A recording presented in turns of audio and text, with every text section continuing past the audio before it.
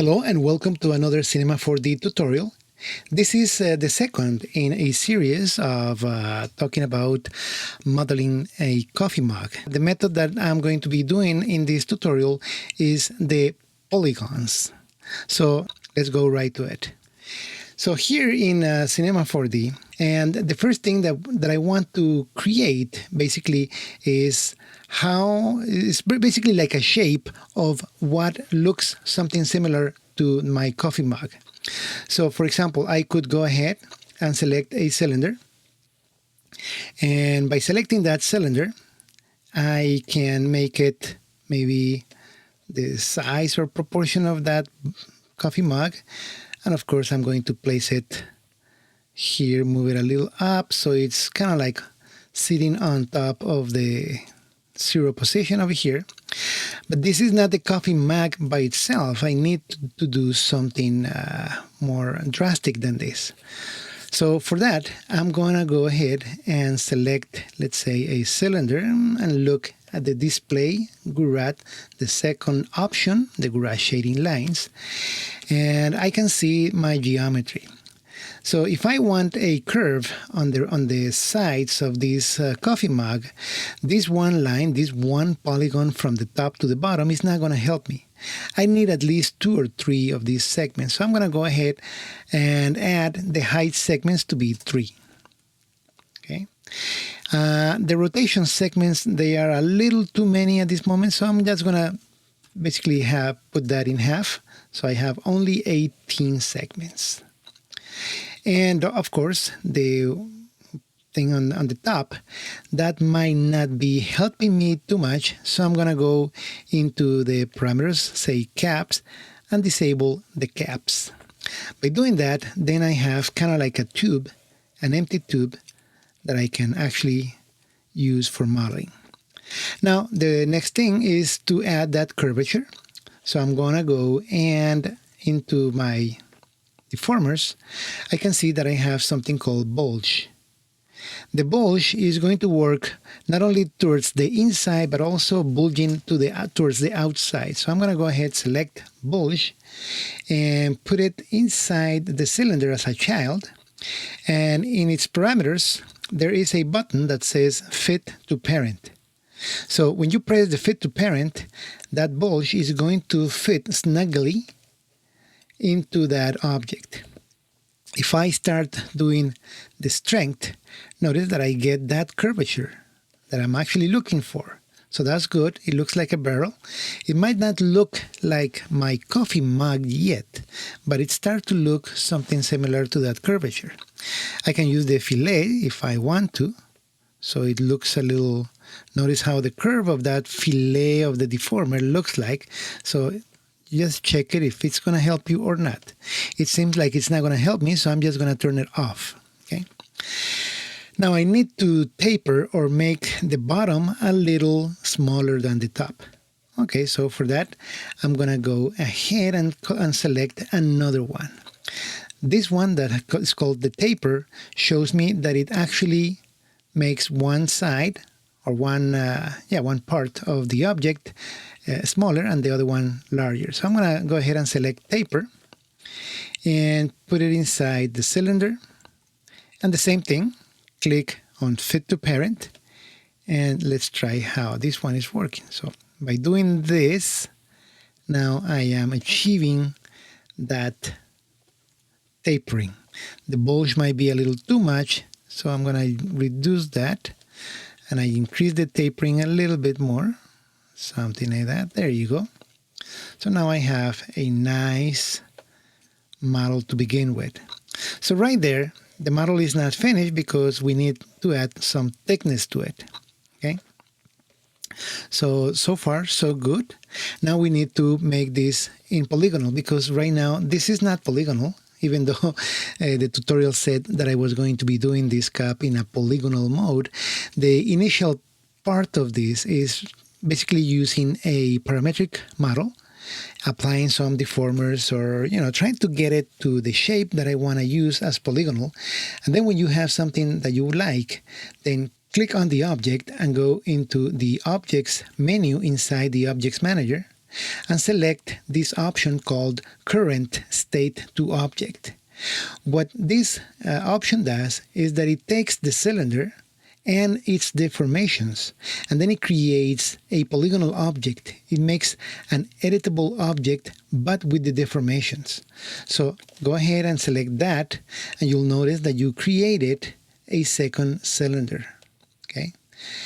And of course, the original gets untouched, so we can actually disable everything by double-clicking with the Option key press on those buttons. So those two buttons are there, but the cylinder is not viewable. So once we have that, we need to close this hole that we have in here. To do that, then we're going to have to create, let's say, we're going to be doing some edge selection. So selecting that, I'm going to go ahead and select these edges around.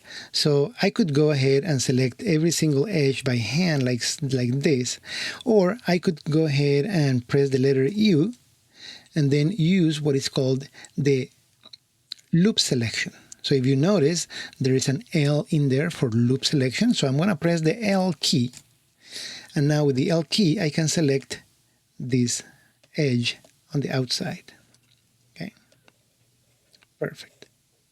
So by doing that, I selected the outer edge in here, and I'm going to go ahead and select the actual scale tool. The scale tool is going, if I move it right now, if I click out here and I move it, I'm going to scale that edge, but I don't want to do that. I want to create a copy of that edge, basically extruding that edge. So to do that in a very easy and simple way here in Cinema 4D is by pressing the Control key and then click outside somewhere in here, click and drag. When you do that, then basically you are creating a copy of that edge, and at the same time you are creating additional polygons. So I can see that I'm going to need to move that down a little bit, something like that. All right. So I create a little curve in there, and I'm going to go back to my scale tool, and I press the Control key again, and I click outside here to create another copy of that. So once I create that copy, I'm going to move it down just a tiny bit to continue with that little curve. But now I'm going to go ahead and fill this part with a polygon. So I'm just going to do the most basic way of doing that is by going into my selection tool here.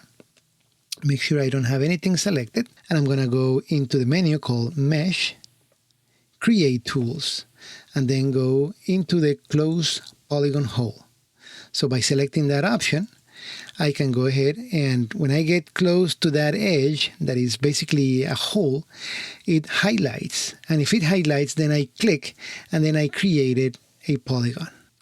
So notice that that polygon has some lines in there, some kind of like bluish teal color type of lines. That is telling me that it is an Ngun. And I always recommend not to have Nguns in your models because they might bring problems. Of course, in here, that is kind of like a not very visible part of your coffee mug, but you know, we probably shouldn't worry about that at this moment. But just for the sake of the tutorial and for your good habits of creating good objects, then we're going to go ahead and cut this a little bit so we can get a better topology in this area. So I'm going to go ahead and bring my knife tool. So if I press the letter M, and I see that in there is a knife tool, that the letter K. So I press K, and I make sure that I'm looking at polygons in my component tool here.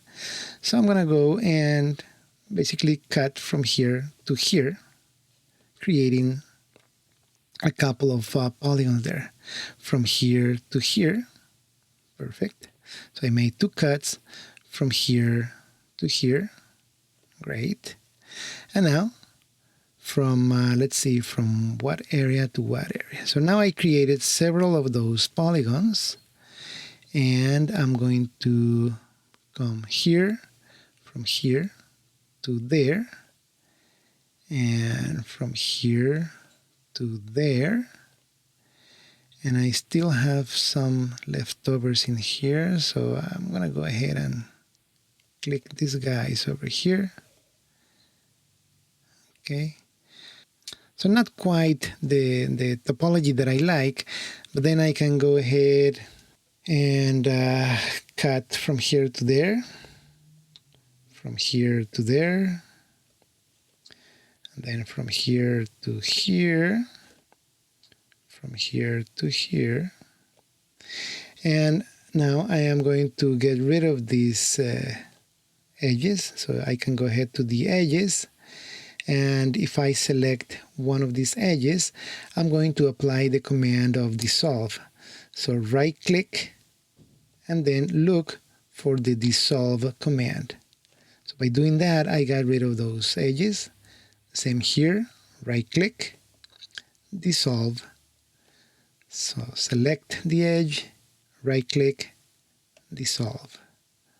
Select the edge, right click, dissolve. And by doing that, now every single one of them is a square.